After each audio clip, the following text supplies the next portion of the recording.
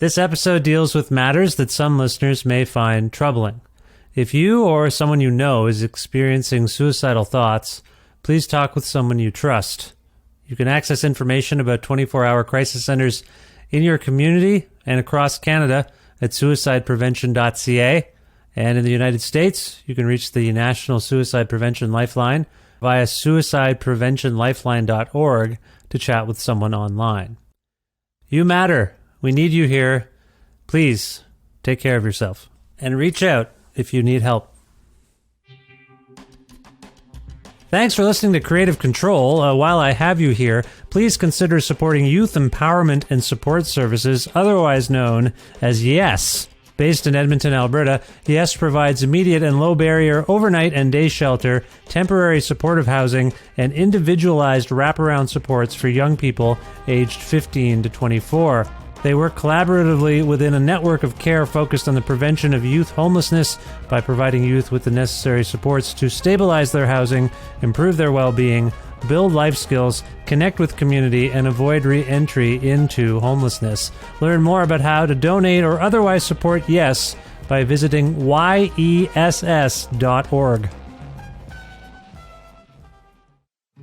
My name is Frank Silvestri. I'm from Philadelphia, Pennsylvania, not a Canadian. And Philly's really close to New Jersey, by the way. And I'm here to talk to you about why I am a Patreon supporter of Vish Khanna's Creative Control podcast, the unique long-form exploration of music, comedy, art, geography, and so much more.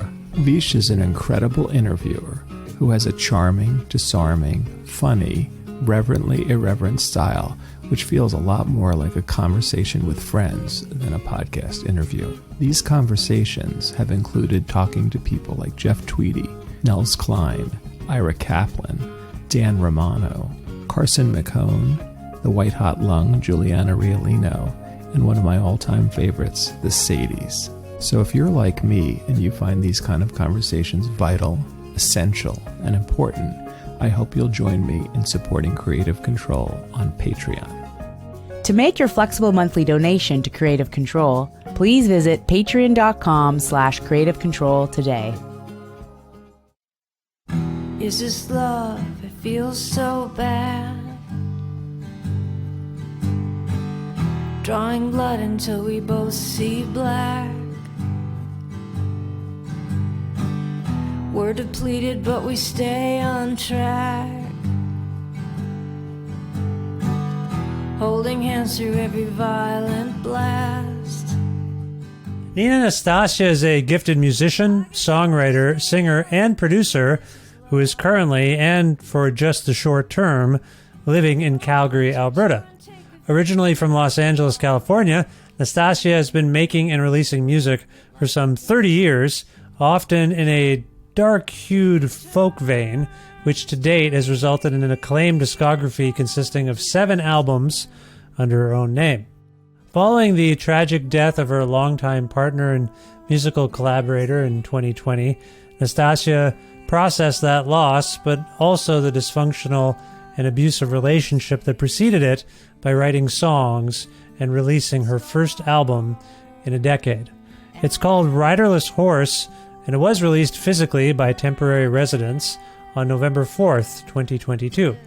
Ahead of an appearance at the 2023 Calgary Folk Festival on the last weekend of July, Nina and I had a good talk about things like what brought her to Calgary for a spell and how she likes living in Canada, helicopters and the longest walk in the world for a dog, the difficult life she lived with her late partner, Kenan Gudjonson, how she began writing new songs while living with friends in Chicago, employing electrical audio teammates Steve Albini and Greg Norman to head up to upstate New York and capture Riderless Horse, how its songs can be a conversation that she isn't leading, upcoming tour dates, other future plans, and much more. A part of the Entertainment One network with the support of listeners like you who follow and subscribe to this donor-driven podcast and spread the word about it, and make flexible monthly donations at patreon.com/Creative Control. That's the primary source of revenue for all the work that goes into this podcast I make. So if you can spare some money and want to support the show, head over to patreon.com/creative control if you can, and thank you in advance for your donation. With additional support from Blackbird Music, a well-stocked record store with wonderful bricks and mortar locations in Edmonton and Calgary, Alberta. Very friendly staff will happily help you find whatever records you're looking for. Hey, if you want to order the new Nina Nastasia record, just go to blackbird.ca, type it into their boxes or whatever, and you're searching for stuff, and if they've got it and they can send it right to your house, that's a possibility too. So if you can't make it to Calgary or Edmonton and you want to support a local record store, why not Blackbird Music? Again, learn more about how to do that at blackbird.ca. Plus in-kind support from Pizza Trocadero, The Bookshelf, and Planet Bean Coffee in Guelph, Ontario, and Grandad's Donuts in Hamilton, Ontario. This is episode 791 of Creative Control, featuring the thoughtful and wondrous Nina Nastasia with your host, me, Vish Khanna. Follow to the dissonance. This is love. This is love. This is love. This is love. This is love.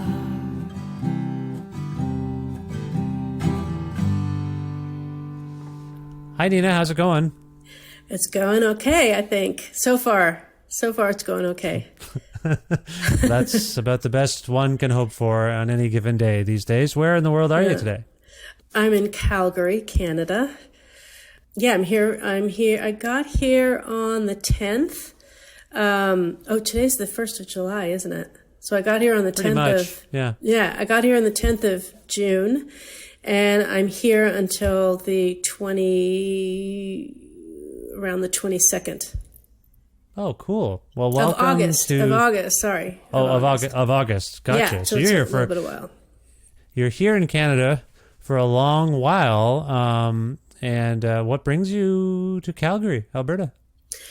So the Calgary Folk Festival, I'm going to play at the end of the month, and then during COVID, I started a band with my friend who lives here, a couple of friends who live here, and he was just sending me music back and forth, like guitar parts and stuff, and then I would just write some melodies over that and lyrics, and then we ended up just recording a record with some friends over here.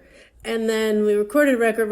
It'll come out. I think we're putting it out in end of October. And we got a grant for me to come here and record a second record. So we're sort of trying to do the same thing again, because I've never written music that way, and it was just a kind of a new thing. So we're trying to do it again, but except with me being here, which is.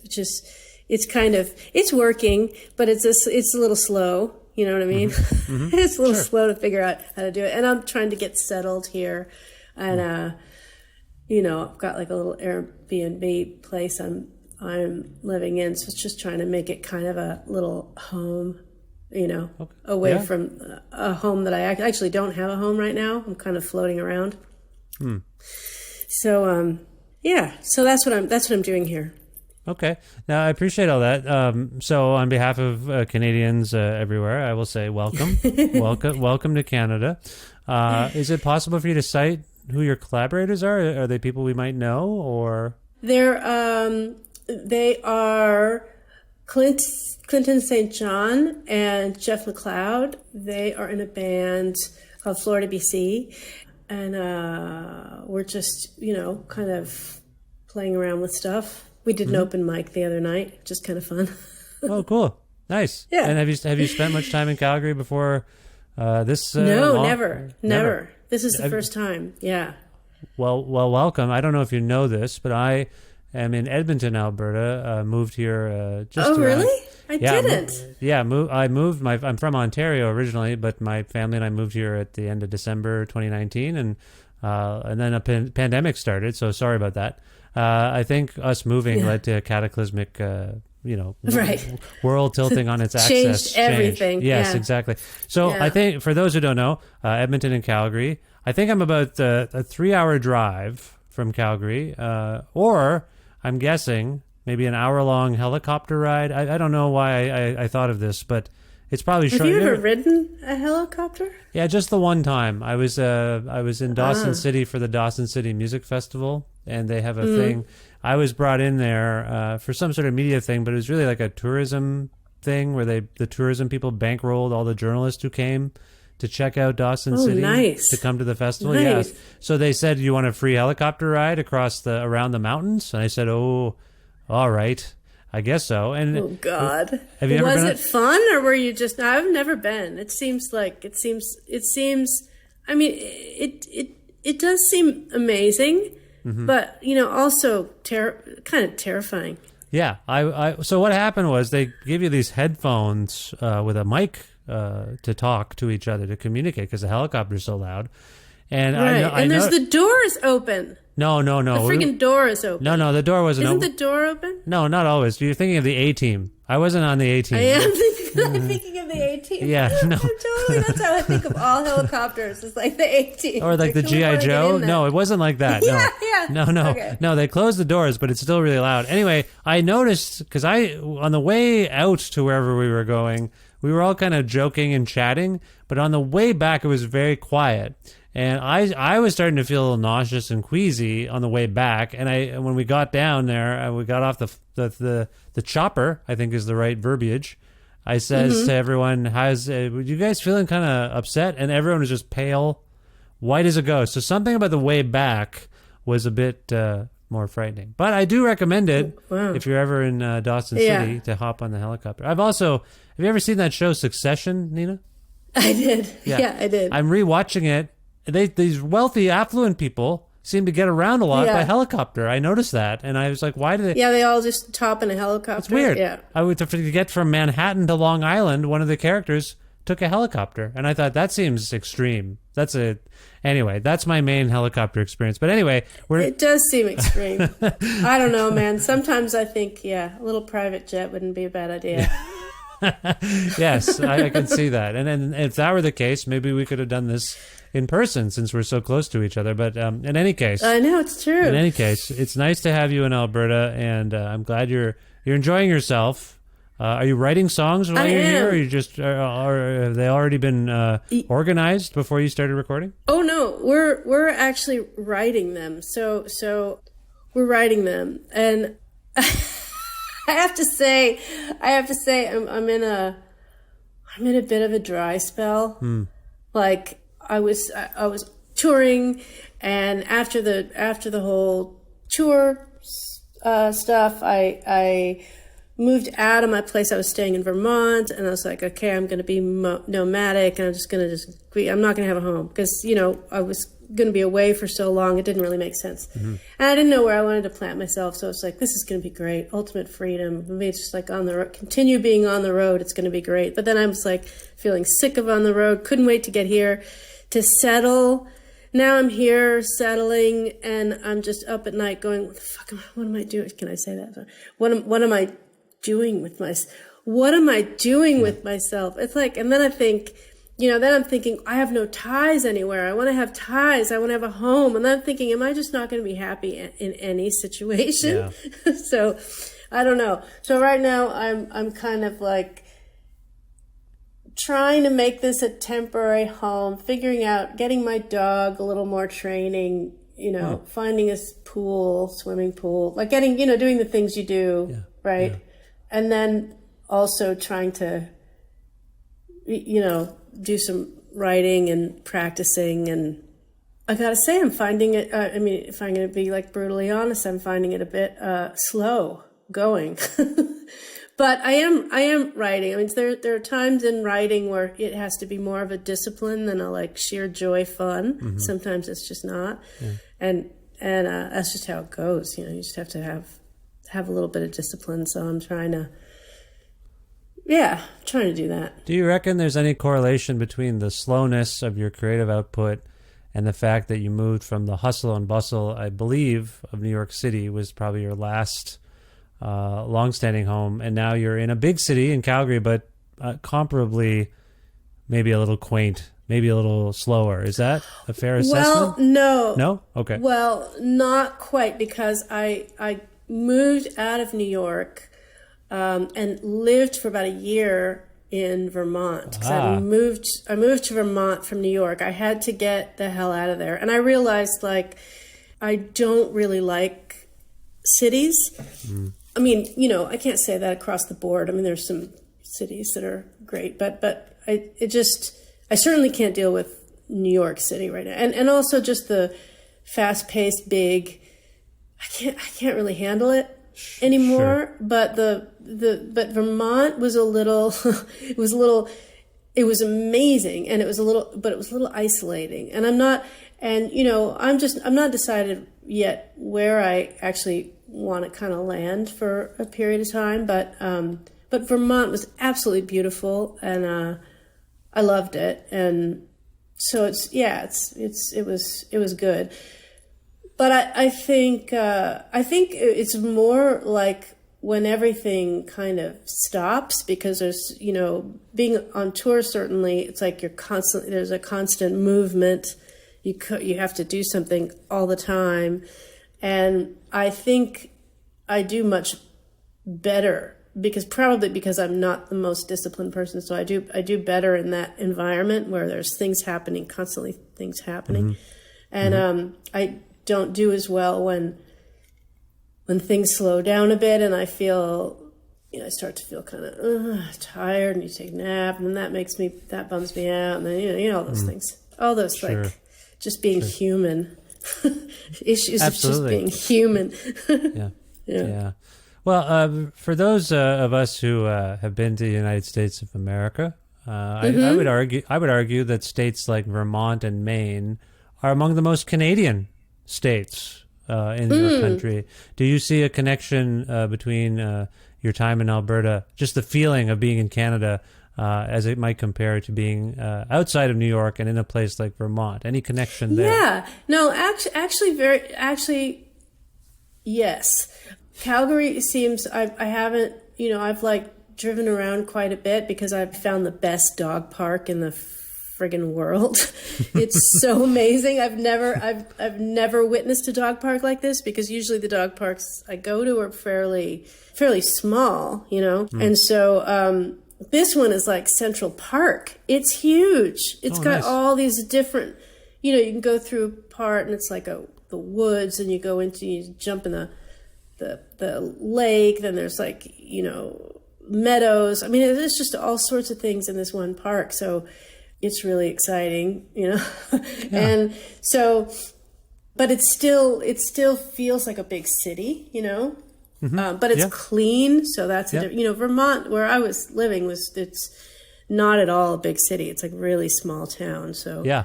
And it's funny, like that's one of the things I'm kind of coming to a realization of. It's like, I can see, I have to be careful of this, because I can see a kind of chasing this ideal thing, or this chasing happiness, and it's like, it's just, like the idea of, because the thing about Vermont is, I loved it so much, but then I'm just like, I'll try to get a coffee, and I'm like, what the fuck? Why are you talking to that person? I need my coffee. Like, why are you so slow getting the coffee? Like, I want a New York experience. I'm going, what am I doing? Yes.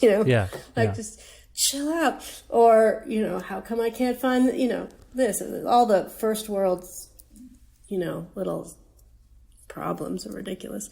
But, Yeah, sure. yeah, just trying to find, like, I don't know. I mean, I'm finding there's so much, in a weird, I guess a lot of things are coming up because I'm just sort of slowed down to the point of I'm thinking about a lot of things, working things out that were rather difficult, like that, Yeah. that situation the record came out of was such a tough one, and it's going to be a tough one to sort out for years to come. I think it's not an easy thing. But anyway. Well, don't. But anyway, we're going to get into this record as best we can, and I appreciate your candor already, and and within these songs. To keep things a little bit lighter for just a moment, though, I want to ask about your dog. Your dog, has your dog lived a New York life and a Vermont life and now a Calgary life? He's never really, well, when he lives, for New York, he just goes to visit because there's times that I've had to go there. Mm-hmm. And so he's been there enough where he knows this Brooklyn dog park, and he knows, like, Okay, yeah. I mean, the first time he went there, it was, he seemed like he was very flat on the ground, like he was sort of spread flat. He was kind of almost crawling on the ground because it was so overwhelming. Oh boy. Because he was really, in Vermont, as like, I had him at 3 months. So it was 3 months. So he was in Vermont. He was just like hanging out in Vermont and even on a farm, just like, so it was a shock. The city life was a bit of a shock. Yeah, I wondered if since moving the dog to Canada, if you've noticed any change in his personality. Is the dog more polite, self-effacing, overly apologetic, becoming more Canadian, anything like that?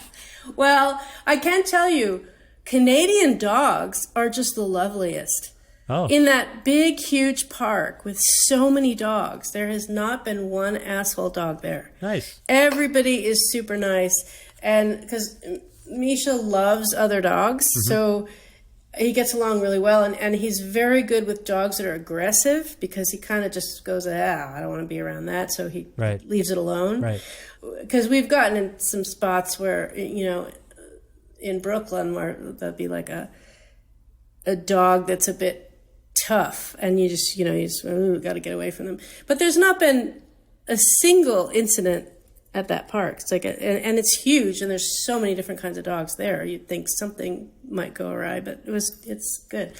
But he has developed this very, like, we're almost too attached. I mean, well, I'm pretty sure we're too attached. I mean, I'm getting him trained now, and for the second time, because I got him trained before, but this is like a kind of dealing with some of these issues of, he's extremely protective, and he gets almost, he can bark at people, which he's the kindest dog, but he can end up getting on this kind of almost attack mode looking, which it looks ridiculous because he's fairly small, but also he's like enough to kind of make somebody nervous. And also it's just, who wants that? Who wants a dog just like barking at them like that? Sure.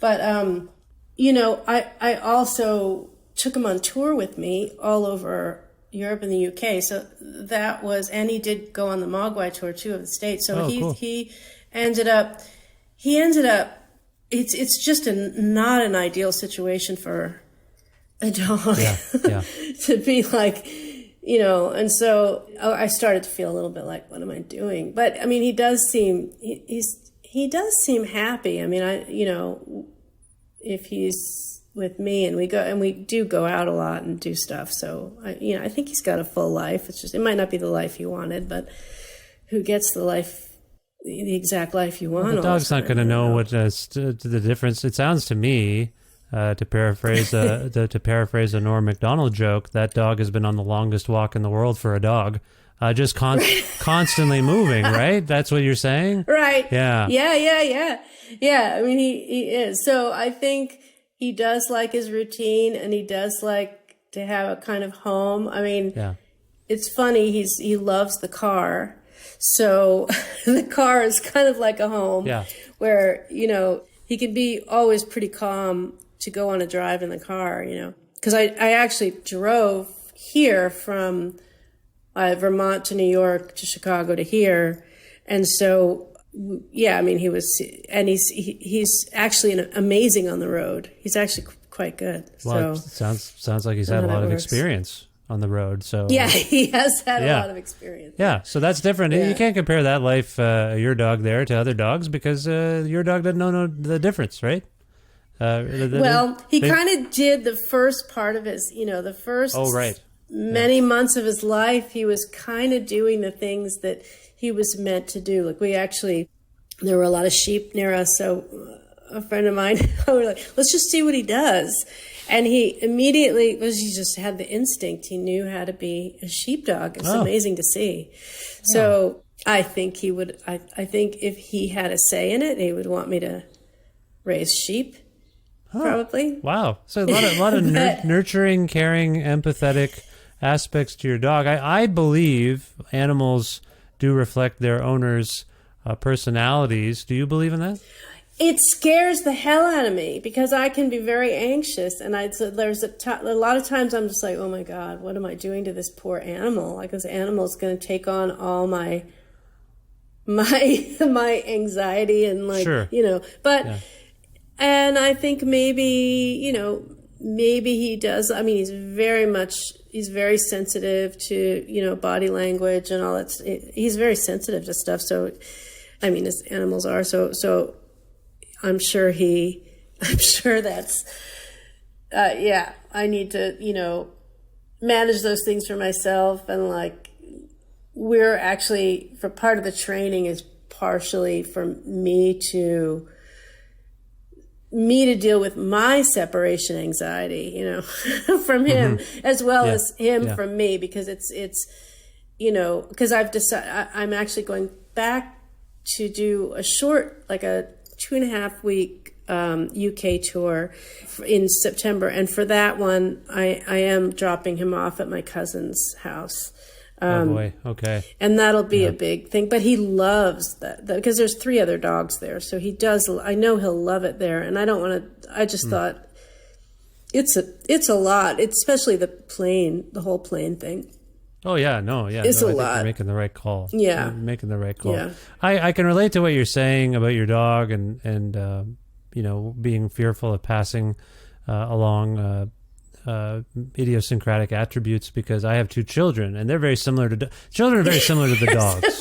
Dogs. I don't know how you do it. It's complicated, but you're like, oh no. Well, every time I'm mad at a child of mine, I'm like, they're acting like, I realize after that they're kind of acting like me and I'm mad at myself, So I feel like I can kind of, or I'm anxious about that. Right. So I think I relate to what you're saying when you're nurturing a creature and they start to reflect you back to you.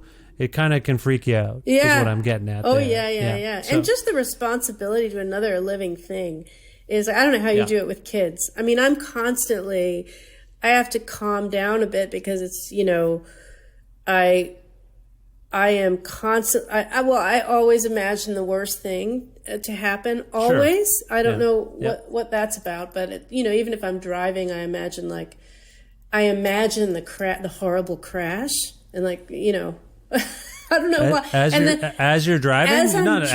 Yes, as I'm driving down the boy. freeway, I imagine what's the worst that can happen? And then I play it through.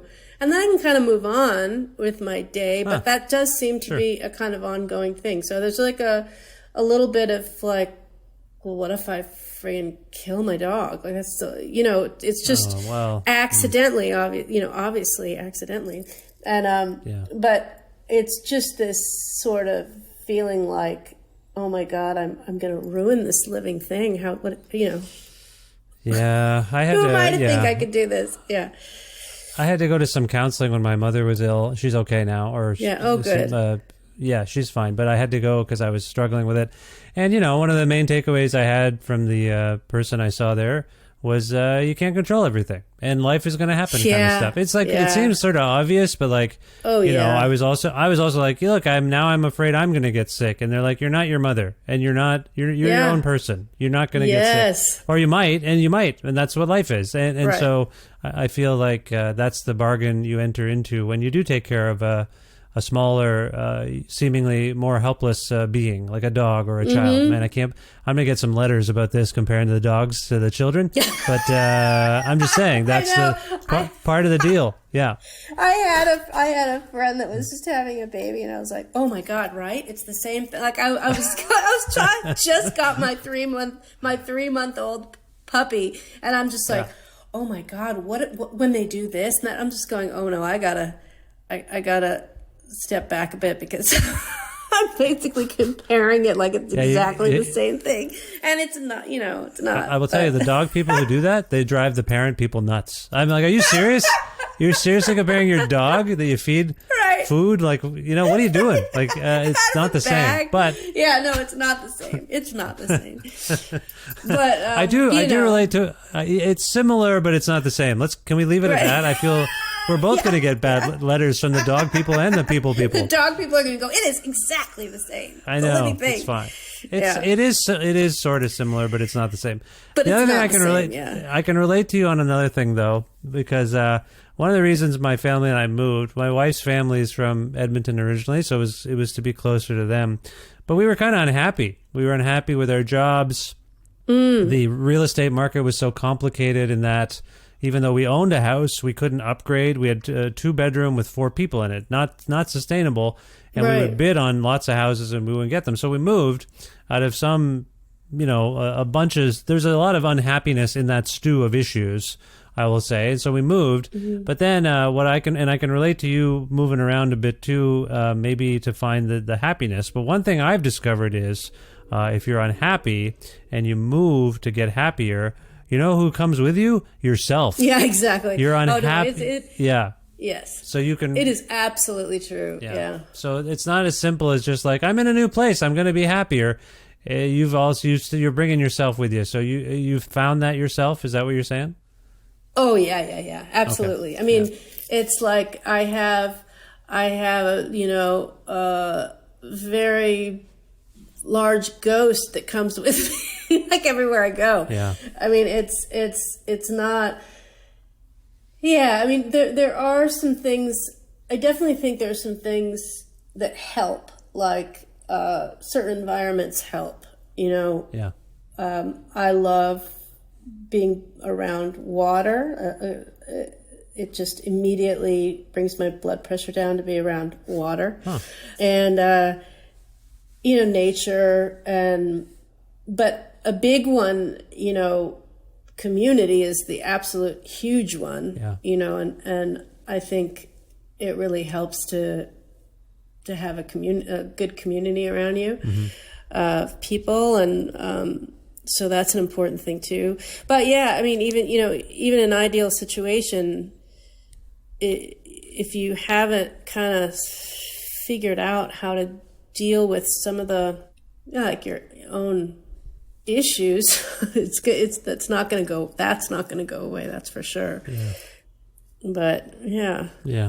Well, I think this is as good a segue as we're going to have to start talking about this monumental album, Riderless Horse, that came out, I guess it's been about a year since it's been out, right? Is that correct? Yeah, I think so. First of all, Nina, sorry for the delay. I was busy. I didn't know that you wanted to talk to me, and I only found out recently. And I feel badly now, but no, I'm kidding. Thank you for no reason thank you for making time for me. Better late than never. No, it's good. No, this is a beautiful album. I think it behooves me to ask you to provide some insight into its background for people listening to our conversation, whatever you're willing to talk about, please do. I feel like you've been quite candid about it. Before you do that, I will tell you that the lyrics and the music here, reading the lyrics off the page has been very moving for me and difficult on some level. And the way it's presented is quite interesting to me because some of the phrasing and the arrangements and your approach come across sunny, come across joyous and jaunty, and yet if you actually, as my wife did, she was listening more closely one morning as we were making breakfast or whatever, and she's like, this seems very heavy and intense, but the packaging is relatively, not always the case, but generally there's joy in it. And I want to, anyway, sorry, I'm on a ramble here and I don't mean to be. Let's begin. No, it's good. Let's begin at the beginning. Where did this record sort of come from? What inspired it? Well, so, where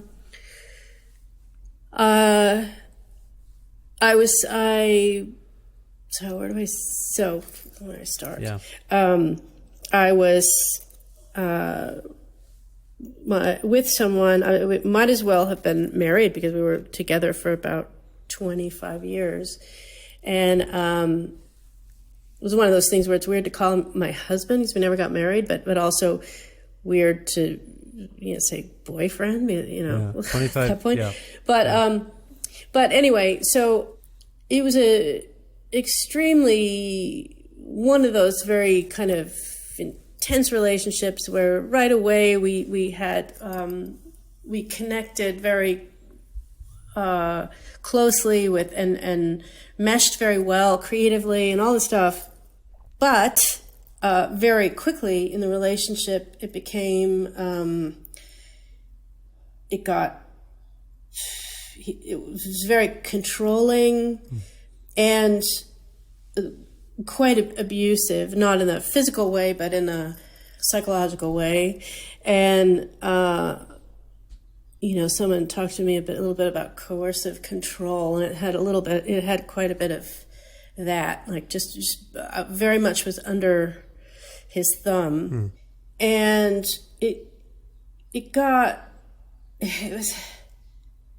it's funny. I've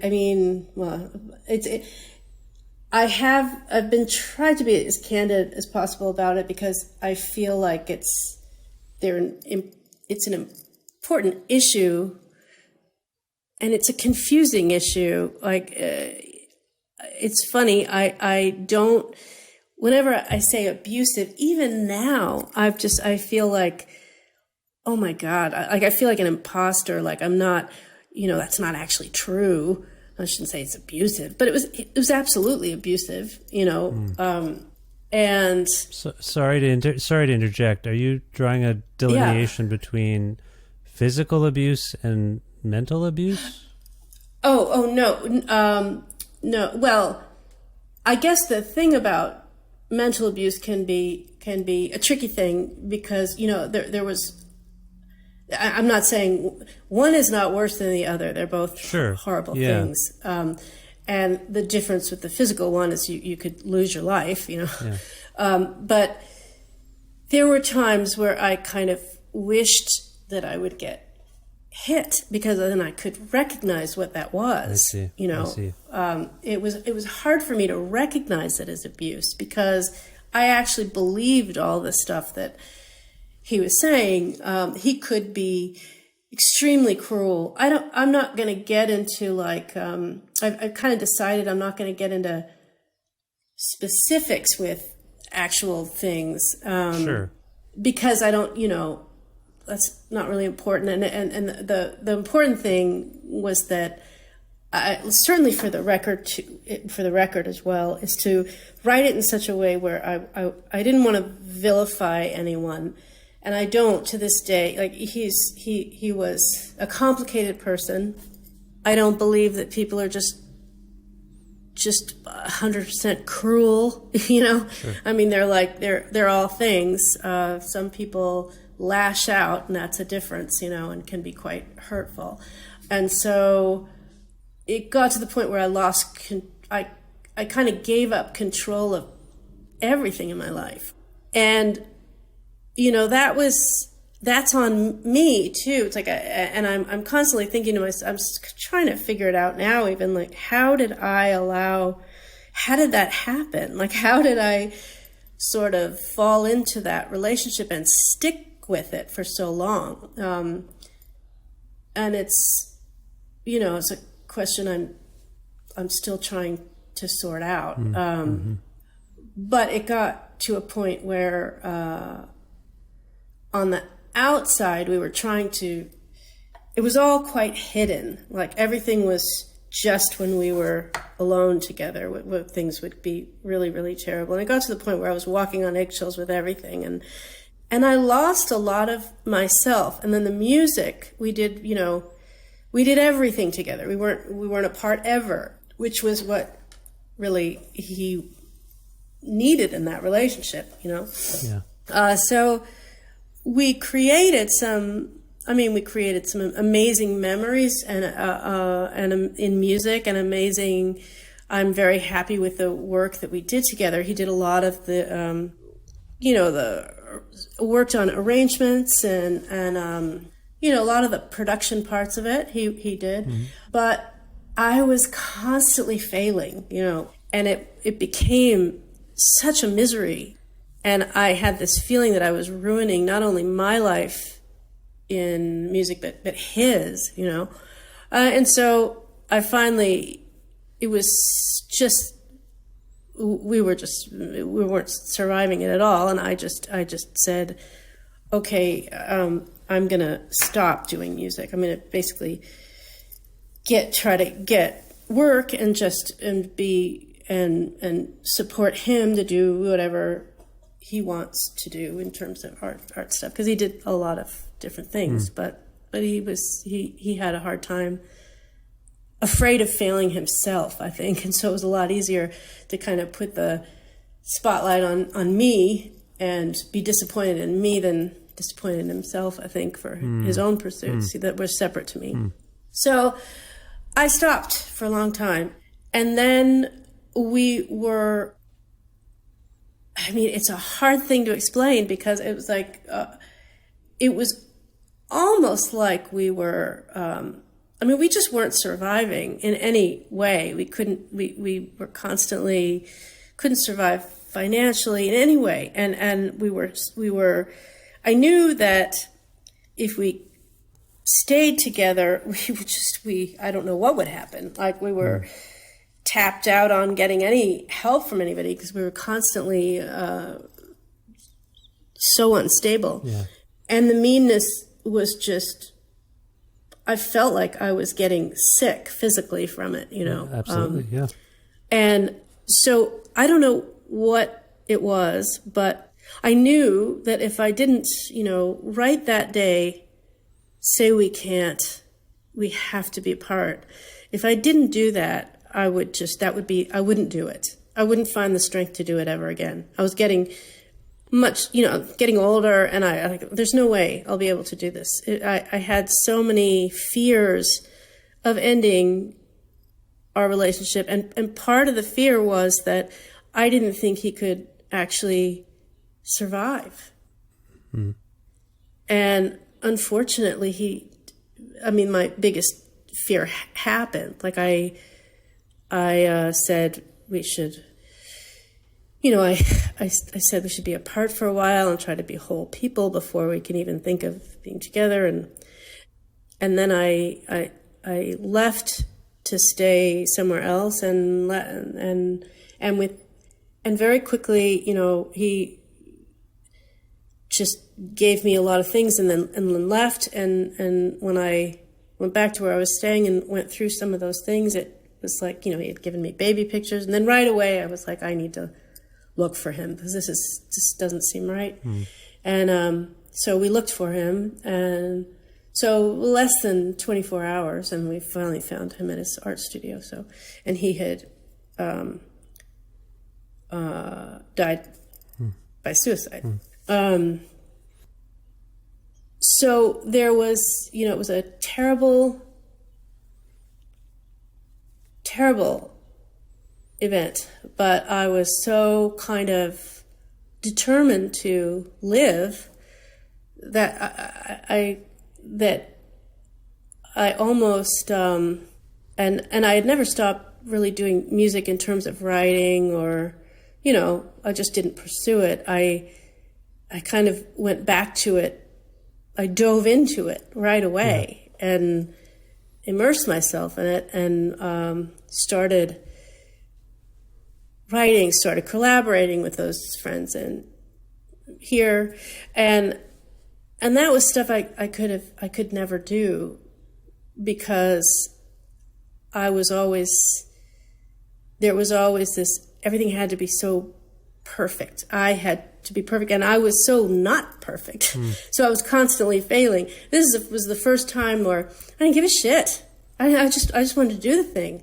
I've never had any desire to be, quote unquote, the best at something that is actually impossible to be the best at anyway. It's such a subjective thing. Yeah. And it doesn't interest me. Like I'm just like, this is just what I'm doing now. So it was a bit of a, it's like a therapy session to just kind of vomit out that record, which is what it felt like. A lot of those songs were just, and they were written without any kind of scrutiny. Like I didn't sit and, go back and forth with, is this good enough writing? Is this the writing good enough? Do I need to, is this enough? Is the poetry good enough? Like, it didn't matter. I just, I wanted it to be raw. And so, like, I felt like, in a way, even though I had been writing the whole time back then, it felt different in that way, and so there was this incredible freedom, which is, a suicide death. I've been around a good amount of death in my life at this point, and a suicide death is like, it's like no other. There is something. It comes with so much. I mean, I hear about it from other people that go through the same thing. There's this guilt, this constant guilt of like, oh, if I did this, or why did I do this? If I had done this, this wouldn't have happened. This feeling like I killed this person, Yeah. And it's I don't know. It's a hard one. It's a hard one to. Yeah. Listen, get through. Yeah. I guess. No, 100%. I want to express my sorrow and send my condolences to you, Nina. Like, this is thank you. Quite a, yeah, I don't even know. It's amazing that you can talk about it, frankly, and we're able to express yourself on this record. I mean, that's the fact that you were able to find music again after that. Yeah, I mean, that's the heartening part of this, I suppose. But again, I appreciate your candor talking about it. And yeah, sorry. I do feel like a need to talk about it because,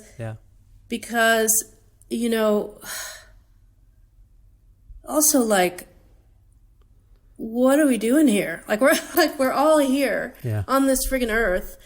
The problem is not talking about it, I think. I mean, sure, yeah. Anytime I hear about like the whole somebody committing suicide, I just want to go, oh my God, if you could have just waited, like, I don't know, 20 minutes and talked to someone, just that, maybe, you know what I mean? It's like it's such a, oh my God, it's such a, it's I don't know what it's like to be have suicidality. I've never had that. I've never had that. That's never been my go-to. I mean, I just want to live as long as friggin' possible. So I can't imagine. Yeah. But it just, I do know like how like extreme sadness and how a mood can come and how temporary it is. It's just it's constantly shifting and changing, and if you just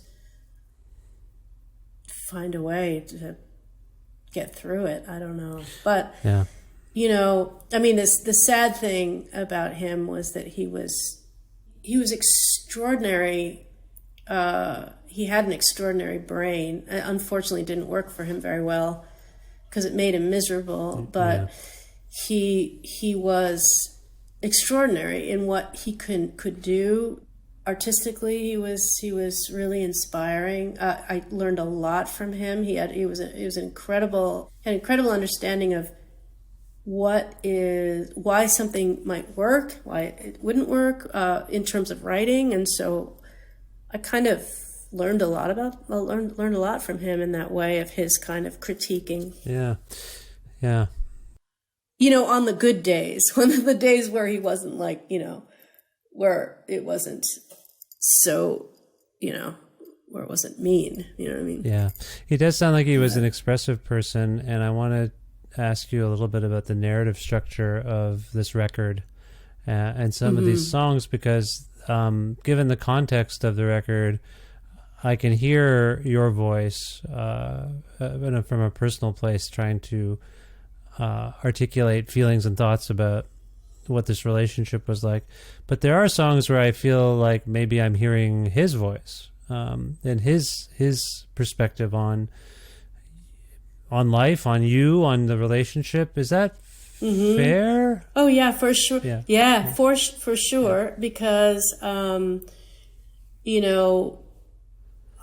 was, at least during that time, and still even. I mean, there's so many questions. Another thing about suicide is like just you go through, just going through this kind of, well, I don't know if call it an archaeological dig, trying to find little hints of some answer to what was going on in his psyche or whatever, or who he was even. And so certainly, I'm sure certainly that would come out, and I wanted to have a little more of a perspective on who he was, because people aren't all one thing, and it's very easy to vilify someone, and I didn't want to do that, so I needed his voice in there. Yeah, I can hear it. I can hear you. Yeah. What I hear is empathy there, trying to figure out his point of view on all of these things, and it's giving voice to someone. I don't know. I'm not smart or wise enough to know how our brains work or the way chemicals work, but it seems to me in trying to provide him with a voice in your songs, you're also trying to answer some of these questions that you have about why someone would do something like this, what their thought processes might be. So I can only assume it's. I hate to use corny terminology that we all use now as armchair psychologists, but I assume this is sort of a therapeutic exercise for you to be like, Absolutely. what was he possibly thinking? And maybe I can give him his voice here. Is that accurate? Absolutely. I mean, and I think I probably, I mean, there was a period of time after the record. There was a period of time where, like I never felt angry. And I never felt angry after he died at all. Angry at him, angry at anything. And it almost I almost had a pride about it. I certainly had a pride about it. Like, oh, I'm not angry, but then I'd have to go into New York City, and I would just be furious at the city. Like going, I'm not mad at the city. I'm not mad at New York City. I'm mad at Kenan, I am mad, So, I mean, I probably have less. It's probably good that I wrote it then, so that I could have that kind of like real need to empathize through it. You know what I mean? And I did. I had a moment where I realized I was getting. It was actually making me. It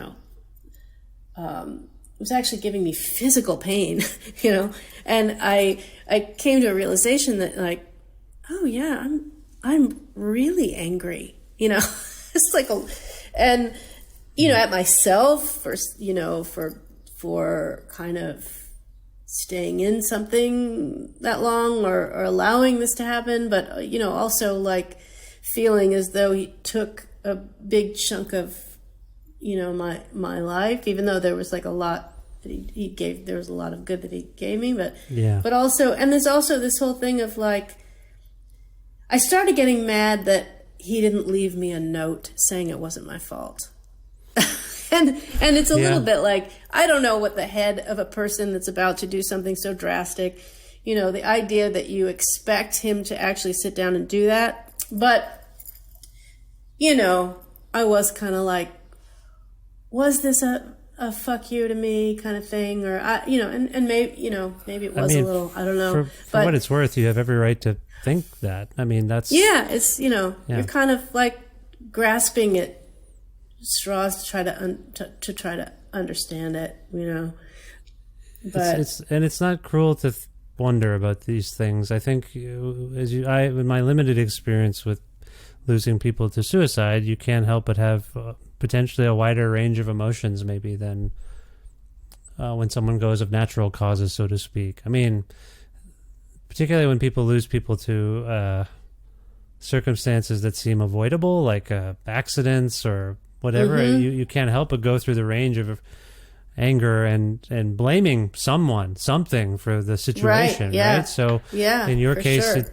Again, I'm not skilled in this regard. I have no background in it, but for what it's worth, I think you're dealing with this very well for someone who is so closely connected to someone who, by your own accounts, was very psychologically manipulative, and I can see why you would draw the conclusion that this is no note. This is the final fuck you kind of thing. Anyway, again, I don't mean to sound like one of these people that knows everything, because I don't want to be one of them. But I'm just saying I relate to where you're coming from. Yeah. I mean, who does really know? It's like, who really does know? I mean, it's like, it does, I mean, and even, I mean, the thing that's tough is that I will never know because he's not here to tell me, I'll never know what was going on, what he was saying. I think the way in which he did it was somewhat of a slower death, which means that the only thing I can take is that his feeling about himself, either he wanted to learn something, or which is I can see as well, but also just a self-hatred, and it's just sad, all around sad. But yeah, it is sad. I will harken back to what I was saying about the counseling thing that I went through, which was the subtext of what I think the counselor was telling me is like, you can't control what other people think and do. Right. You can really only manage your own thoughts in a process like this. You can't control what your body does sometimes. We get sick, we get this, we get that, but really, like, it's a futile effort to be worried about how you can manage other people's lives and thoughts and things like that. So I feel like there might be a connection between that line of thought and what we're talking about now. Like, you can't. Oh, absolutely. Yeah. Listen, I appreciate, again, your candor talking about this very difficult subject, and I appreciate these songs. But one thing we haven't talked about is the way you made this record. You, two members of the electrical audio staff, traveled off-site for a field trip. Steve Albini and Greg Norman, I believe, are the ones who worked with you on this record. Why did you seek them out to make this record in, I believe, upstate New York instead of Chicago? Is that correct? Yes. Yeah. So I was actually for about I think it was a month or two. I went over and lived with Steve and his wife Heather. I lived with them at the house, and Heather had flown to New York right away when everything happened and helped me kind of get organized, which was really great, actually.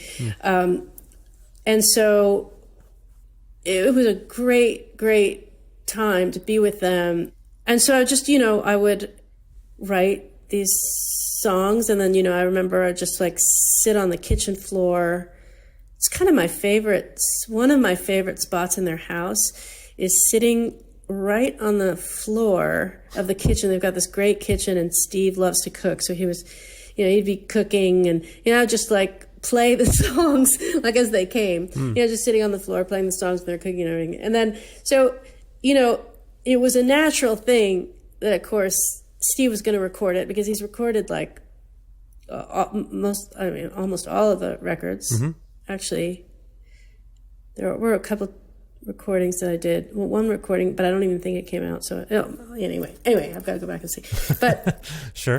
So I have no memory. So he was going to record it. He was just like, I'll record it anyway. You want to do it? Like, let's do it. Let's record these. And walking into electrical audio was going to be tricky. Like, I can really compartmentalize very, very well, pretty much. But I knew that going in there, it would not be it would be hard to walk in it, because I've only been there with Kenan, and it's always been that scenario where we would, and the last time I recorded there, it's funny. It was like he was very private, and we were, nobody could know that this kind of how we interacted. Nobody could know that, And so it ended up being a big shock, which was a, hard thing to decide to actually put out there, but I felt like I should. Yeah. And anyway, so, well, just because the record was pretty clear and it sounded more like a diary, so I thought, well, okay, I better talk about it.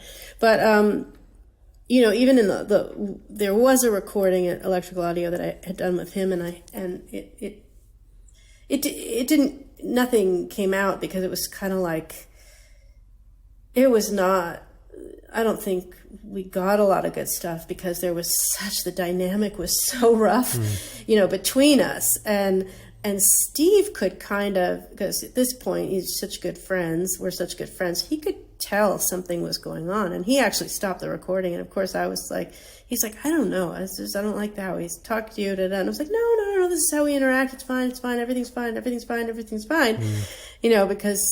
the fallout would be too big, right. if it said anything. So it was just it was not great. So Heather I think she was the one that had the idea, why don't you do like a sort of a field recording? We do like an Airbnb somewhere upstate, whatever.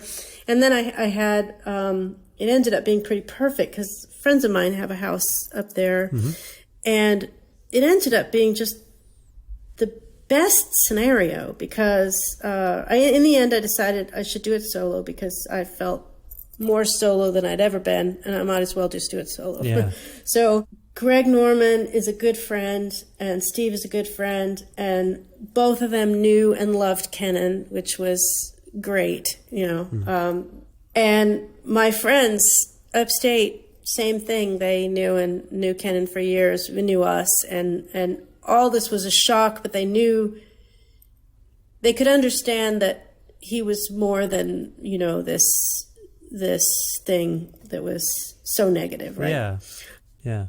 And so it ended up being like we took a little road trip, got there, set up they had this little guest house. It was almost like a silo. It was pretty cool looking building. And the acoustics were good, and we recorded in there. And then Steve really liked the idea of getting some of the nature sounds, which was pretty great. And so we did a little of that, and then we would just record during the day, and then break for meals, and we'd all have meals and drink wine and eat dinner and it's like laugh because there's a million very funny stories about Ken, and then just cry about the whole thing. Yeah. So it was a really beautiful time. It couldn't have been more perfect, actually. And so that was Oh, that's pretty I great. mean, that's actually a lovely thing to hear about this difficult material. I wanted to ask you, so Cork and Pour and Creak and Chimes are among the tracks here that reflect that kind of ambient recording. Is that correct? Yes. Yeah. Well, we did do a song at the Creek and to incorporate that, and it ended up just sounding like shh instead of like real.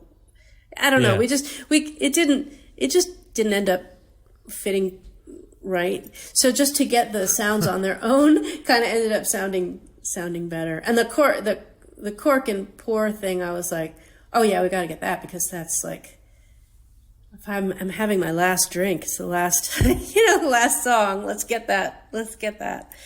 I see. Okay. So in terms of the album artwork, I'm struck. I only have this currently digitally, so I'm staring at a computer screen when I see this, or a telephone when I'm looking at your album art. But it seems stark and striking in its own way. Did you want to give me some background, or give us, I guess, some background on that? Yes. So in the beginning, I got in this idea of like, I'm going to do everything myself. I'm going to lay out the thing, do the artwork, do everything, which so happy to not do that idea because this was so much better. My friend Elizabeth Neal is like, she's a lovely painter. I love her work. And, I asked her, was like, I don't know if you'd want to do this, but she was up for it. And, we talk about doing other little projects together because, I really think her work is beautiful and is inspiring to come up with, I don't know, poetry with it and all that other stuff. So we just talk about that stuff that, in our lives to figure out, what little block of time we can do something else. But she's a great artist to check out for sure. Oh, cool. If you don't know. No, it's great. I wondered if there was a connection between that and the themes of the record. It does. I don't know. It works somehow, if that makes sense. Yeah. Yeah. I mean, we looked at a bunch of pieces and we're like, oh, I know that. We kind of agreed separately on that one. So yeah, I won't do a rudimentary art critique. I'm not smart enough to do that. But I neither am I. I don't know either. But I do think I like it. It does suit the mood of the record somehow. I appreciate that. Well, and I don't know. I just want to say I appreciate you sharing all of this with me and my listeners and for being so candid about this record. Thank you so much. No, of course. We started off kind of talking about your future plans, which is unusual in a sense. Like you're working on this stuff in Calgary, and you already sounds like you already have a release date, time frame in mind. End of October, I believe you said. Is that correct? Mm-hmm. Yeah. So those are obviously big future plans, and you mentioned playing Calgary Folk Festival among other things, and a tour in the UK. Yeah, I feel like I know all your future plans already, but this is normally where I ask, so I'm going to stick to my guns. Beyond all that stuff, is there anything you want to talk about that's coming up? Well, so I am in the process of putting together the next record, so I'm working on that, and I'll have, and hopefully I'll be able to work with. I'm going to go back to my cousins when I'm done with my dog, and I'll be staying with them for a little while, and then in that time, it'll be through the holidays to be with family, and then I've got some friends in LA, and we'll work on the next record. Oh, okay, cool. So that should be. That should be fun. So I'm just trying to organize that at the same time. So we'll figure out that. So you don't consider the Calgary collective you're working with to be your next record? That's a whole new thing. Yeah, it's a whole new thing. Okay. It's a full-on collaboration, which is super fun. Okay. Nice. Well, that's exciting. I look forward to hearing and seeing more of you, hopefully, touring about and whatnot. Oh, yes, me too. Let's hope. If people want to learn more about you or, follow you on things or look at your website, stuff like that, are there places you can direct people to? Oh, God, yes. And they're new. Oh. So I think it's Nina Nastasia Official. You can find a website, and then I do have Instagram. I think all those things will pop up. I have Facebook. I'm much more kind of attached to the Instagram parts. Yep. But also do the other things as well. But yeah. Okay. Yeah. That's fair. And the record that we've been talking about actually came out. I guess it came out digitally in July of 2022, and then on vinyl in the winter, November or something like that. Is that right? That sounds right. Yeah. Yeah. So people can order the record from your Bandcamp or something? Yes, for sure. Yeah. Okay, cool. Okay, well, this was lovely. I usually ask people if we can go out on a song from a record that we've been talking about or whatever. I wonder if we can pick a song from Riderless Horse to go out on, and I'll ask you to do that and maybe tell us why you chose it. Is that something you can do? Sure, yes. And it's a song that I don't perform much because it's just a bear for me to do because it's actually, I get really sensitive to it because it's just, I feel like it is almost the spokes song for the record. Yeah. Does that make sense? Yeah. Yep. So I would say Ask Me. Ask Me is the song you've chosen, and it's, like you said, It's not something you know. It's not something I play often because it's just not, it's not all that much fun. Right, but you want people to hear it now, of course. Well, yeah. No, I mean, I'm happy with it, and I also feel like it kind of, at least lyrically, represents the record and kind of the experience in general. Yeah, 100%. It's a conflict between. It is the should I stay or should I go potentially of the record, if I may be a little silly about it. But yeah, absolutely, it's that for sure. Okay, yeah. All right, well, let's hear it now. This is Ask Me from this brilliant new record, or it's older now, but this brilliant latest record, Riderless Horse. Nina, thank you so much for this time. I hope you enjoyed yourself, and I hope we speak again someday. And I did. Thank you. I hope so too. Yeah, thank you. Okay, all right. Bye. You might think best to pack up your bags, stop all of this sadness and leave me, so that I can live the very life you can't give. And what is it that you want from me?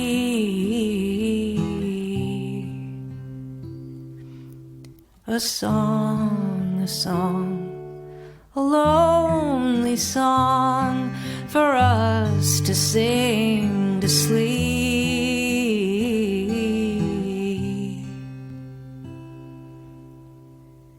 Well, you might ask me, why can't it be you to leave and start on your own anew?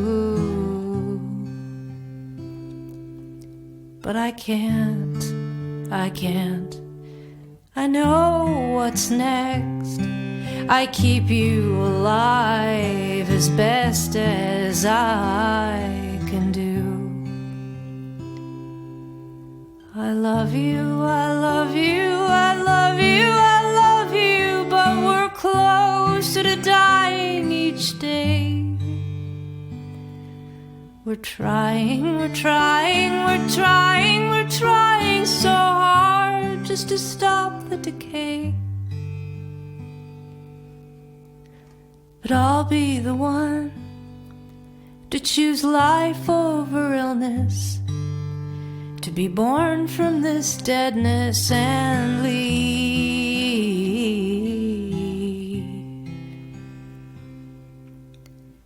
And I might think twice when the damage is done, and oh, what a price I will pay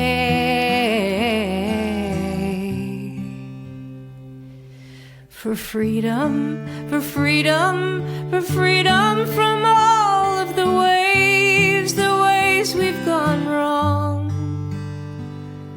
And I love you, I love you, I love you so much that I need you to stand on your own.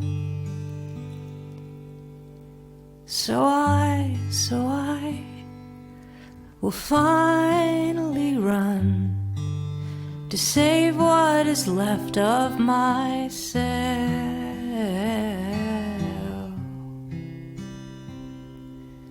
A song,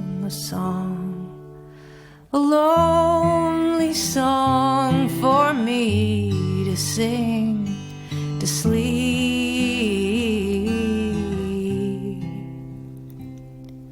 A song, a lonely song for me to sing to sleep.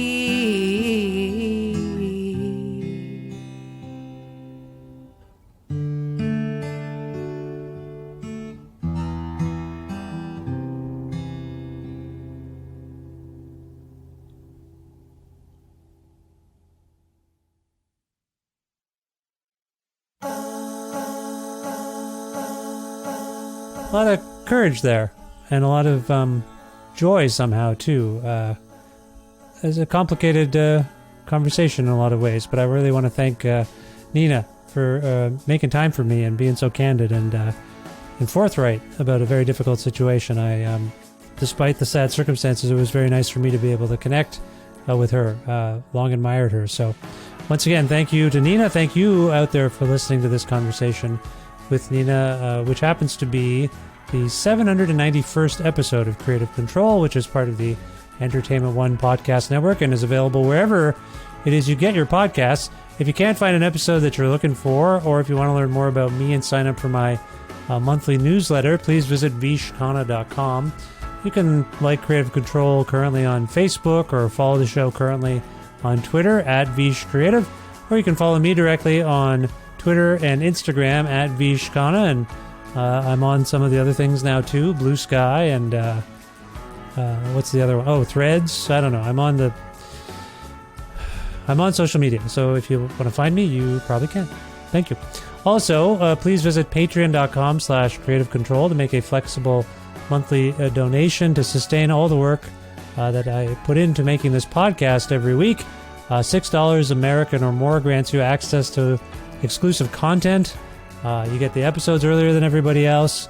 And if you're interested in receiving a Creative Control t-shirt, just message me on Patreon and I'll get you one while supplies last. They are finally starting to dwindle.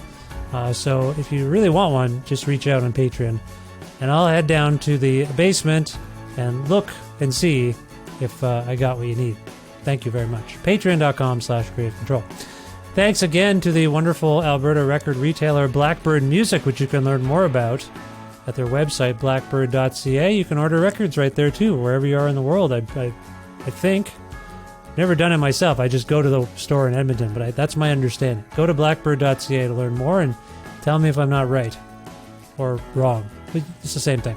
Also want to thank Pizza Trocadero, The Bookshelf, and Planet Bean Coffee in Guelph, Ontario, and Granddad's Donuts in Hamilton, Ontario, all fine independent businesses who offer in-kind support for this show. Thanks as always to my friend Jim Guthrie for letting me use some music he makes on the show. You can learn more about Jim at jimguthrie.org. And finally, thanks again for listening to this episode with Nina Nastasia, and for telling your friends about it and her fellow fans about it. Well, you know what I mean. Maybe you know fans of hers. You might want to hear that and spread the word about this show. And if you can, subscribe to this podcast or follow it. That would be helpful as well. Thank you very much for listening. I will talk to you very soon. Bye for now.